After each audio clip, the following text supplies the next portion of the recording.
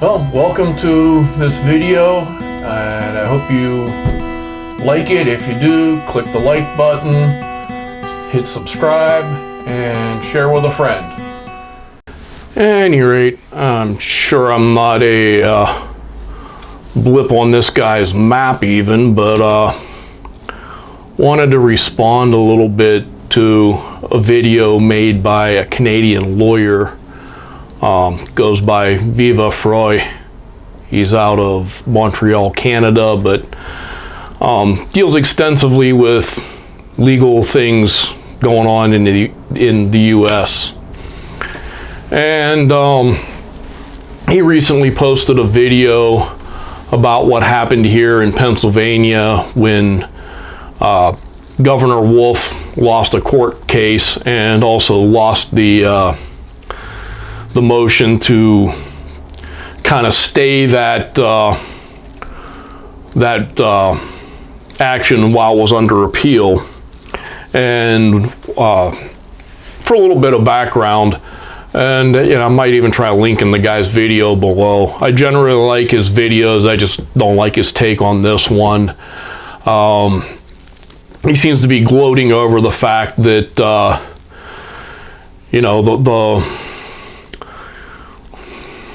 the regulations, the executive orders in place by the governor of Pennsylvania as far as the restrictions on gatherings and such, his executive orders were struck down by a federal court as being unconstitutional.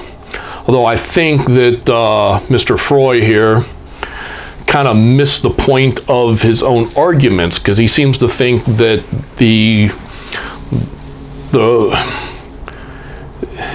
he seems to think that it was unconstitutional that these laws were enacted in the first place, and that is false.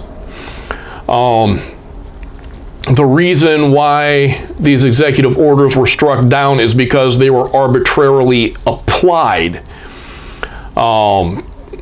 It's one thing to make an order based on the guidance of the CDC and your own state health officials. It is another thing to grant an exception for your 250 person gathering limit to allow 20,000 people to attend the Carlisle car show.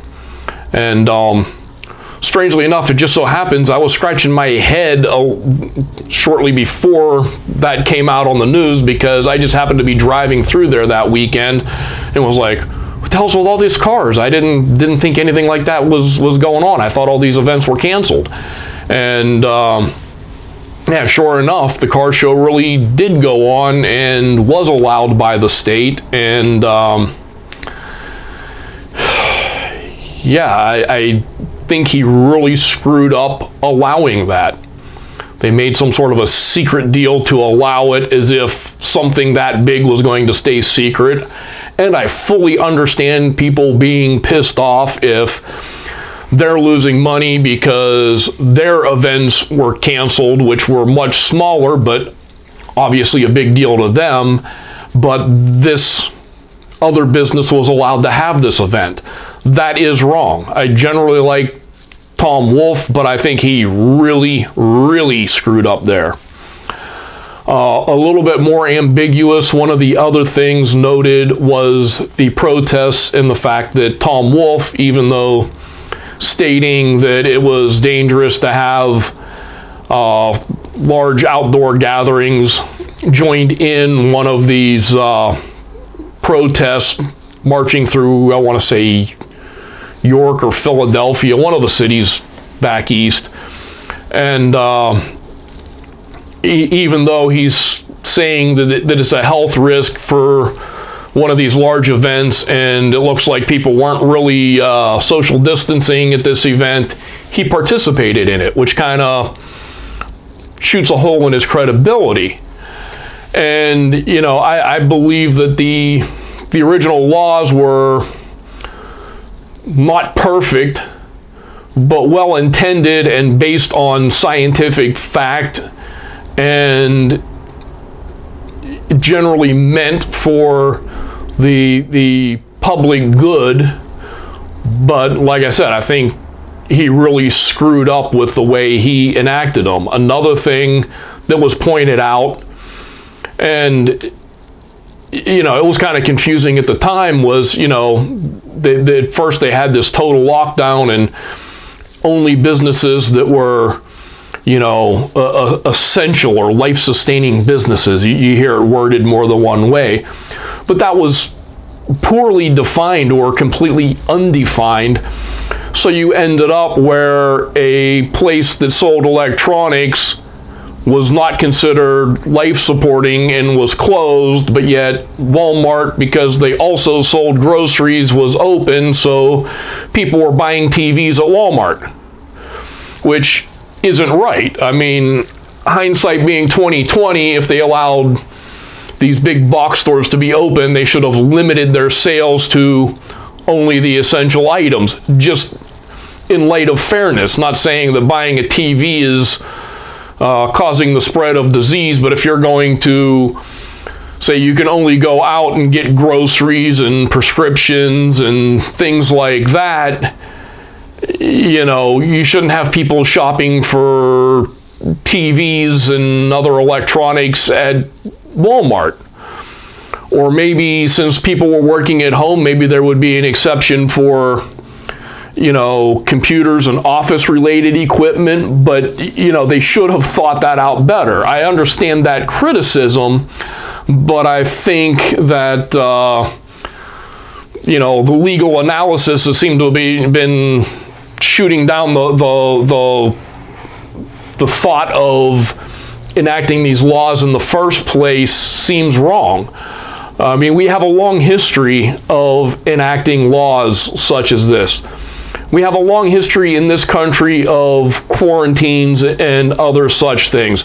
I mean, we've had fuel rationing as late as the 1970s, and, we had, people forced to keep a curfew where they turned the lights off in their houses to prevent being bombed during World War II in certain areas. So, I mean, it's not unprecedented to have laws that make people comply to things that they wouldn't normally do in light of a threat. The coronavirus is a threat. It seems strange that some people overblow the threat and some people underappreciate the threat. But it is a real and present danger. And the sad fact of the matter is, if you react to a situation like this just enough to prevent a catastrophe, well, then the catastrophe never happens, and it seems like you overreacted over nothing, which is a sad thing. Unless somebody errs on the wrong side and all hell breaks loose, we will never be able to 100% say that they reacted just the correct amount. And this current patchwork of stuff, and people don't want to wear masks and everything, is it's gotten too politicized. I mean, you got to stick to the science, even though they're human and they're dealing with information as the information comes in. So things are going to change a little bit. You got to deal with your health professionals who are the experts, and that's what they're paid for.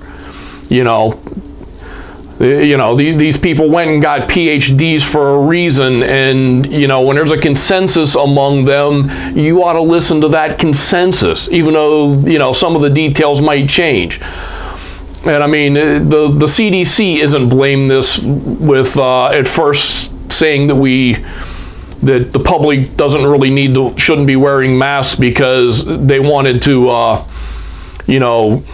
keep them for the health professionals. Well, if they work for the health professionals, they also work for the civilians too. So the thought that now people are saying, well, the masks don't work. Well, yeah, the masks work. They just didn't want everybody sucking them up so that the doctors didn't have any. Because if the doctors are all sick, then that's when the collapse happens.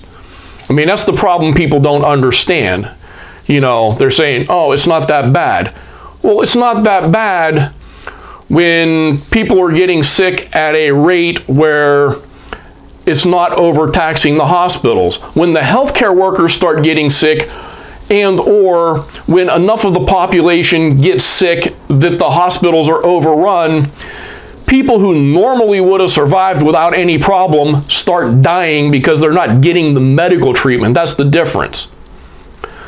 That's like, why is it when people came to the United States and were flown in here, or when they were in a big city or someplace with good medical facilities, they had a good chance of surviving Ebola, where it's got like a 90% death rate if you get it in some remote village somewhere? And the answer is because medical treatment.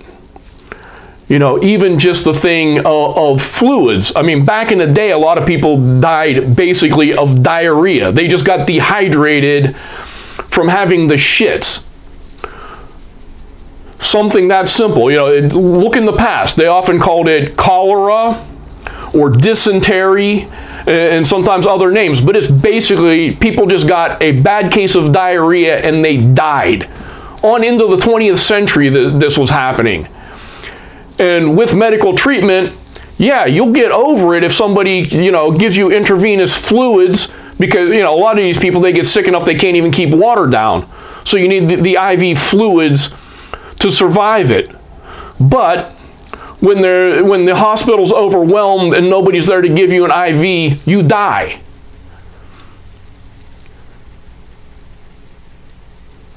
You know, I just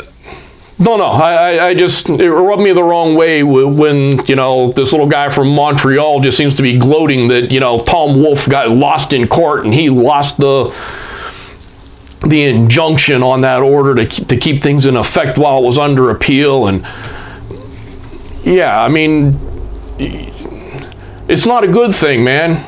It's not. And, you know, I hope hope all hell doesn't break loose.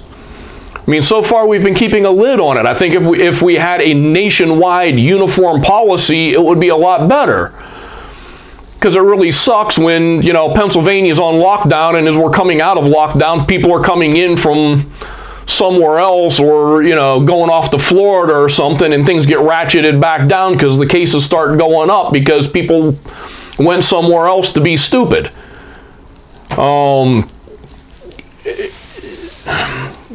You know, this precedent goes back a long way. It even goes back, you know, I'm an environmental engineer. We deal with water treatment and sewage treatment. This all goes back to epidemics. It goes back to outbreaks of cholera in London and a Dr. Snow and them taking a handle off of a well because the well was contaminated, and that's where people were getting their water. Even putting up a sign and saying it was contaminated, people were still getting water there. You know, that was back before indoor plumbings. People couldn't turn on a tap in their house. You know, the mid-1800s, people were still going and getting buckets or pitchers full of water and taking them home. That's how most people dealt with things. Some of the rich people had indoor plumbing, but that's it. And, you know, that started the whole thing, even into the 20th century, because we're always, you know, well behind Europe, it seems, on a lot of these things. Even in the 20th century, I mean, people were still arguing over the germ theory. You know, I've read articles about it. Back in the 19-teens, there were people just passing, you know, citywide ordinances banning common cups. In some cases, in doctors' offices. You'd think the doctors would know better. You know, and if you don't know what a common cup is, it's back in the day, they just had like a faucet or a pitcher or something, they had one cup, and everybody, if they wanted a drink, instead of having, you know, a drinking fountain like they normally do these days, you know, you had a cup, you filled that cup, you took a drink out of it, you put the cup back. If somebody else wanted a drink, they used the same cup. Common cup. Common to everybody. That was the normal way of doing things into the early 1900s. Roughly 100 years ago today, people were that stupid about stuff. And people are still acting that stupid about stuff. I mean, people are refusing to wear masks thinking God's going to protect them or whatever. I mean, there's an old saying, the Lord helps those who help themselves. Don't be stupid. And, you know, it really pisses me off when educated people who should know better are gloating about things like this. You know, and I'm sorry, like I said, I don't claim to be a lawyer. I'm an environmental engineer. But yeah, I don't know why you seem so happy about Tom Wolfe being shot down in court. You know, I understand you can't be arbitrary about these things. That's what he was shot down over. You know, enacting executive orders to try to prevent the spread of a disease is a rational thing to do. If you don't think so, I'm sorry for you, bud. But I'm going to leave it there. Talk at you on the next one. Hopefully it made you think a little bit. Well, I hope you found that video informative. Hopefully it made you think. And please click the like button and subscribe if you haven't done that already. And check out the video that should be appearing somewhere around me here. And I hope to see you on the next one. Thanks.